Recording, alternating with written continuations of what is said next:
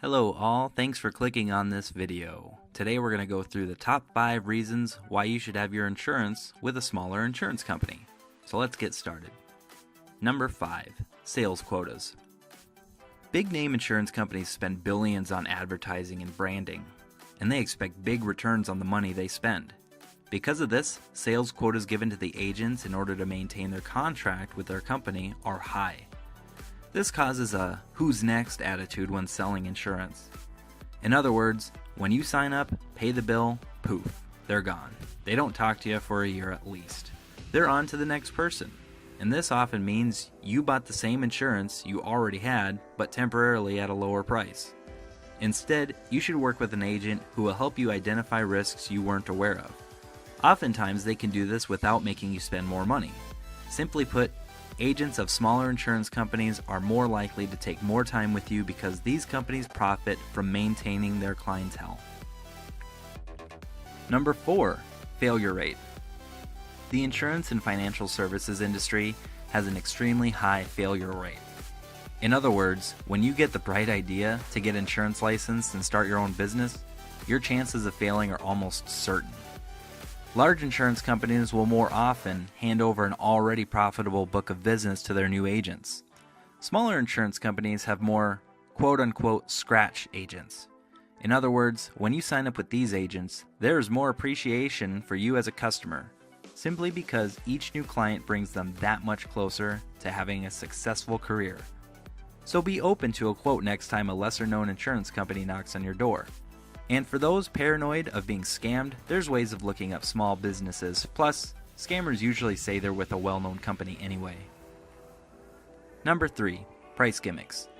As mentioned before, large insurance companies spend a lot of money on advertising.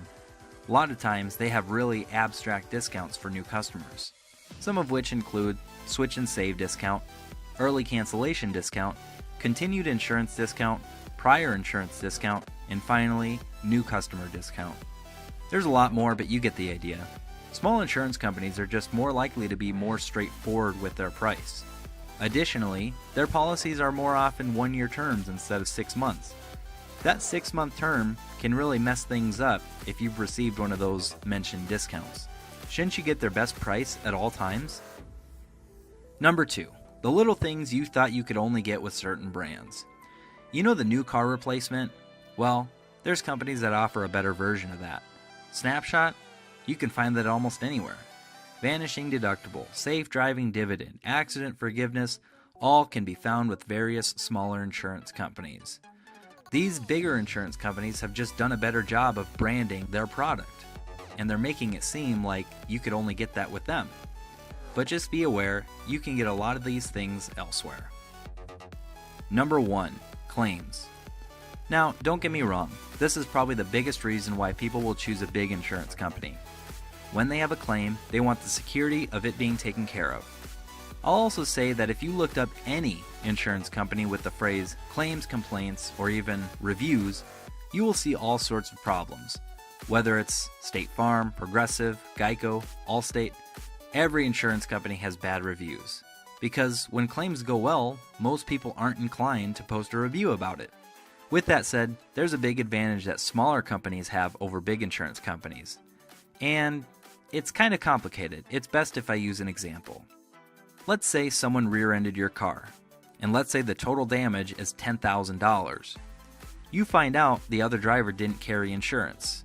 Now keep in mind, that probably says something about their current financial status. Maybe they couldn't afford the insurance. If you carry collision, you can file through your own insurance company. However, you still have to pay that pesky deductible. And let's say it was $500. That's a lot of money. But you buck up and pay it anyway. Now, because this accident was not your fault, the insurance company will then subrogate and go after the at-fault party. They'll try to get any money back they can, because remember, they just paid $9,500 for something that wasn't your fault.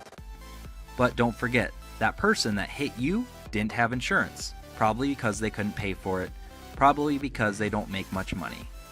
So, if your insurance company goes after someone who has no money, they usually will just give up after a short period of time or send it to a collections company.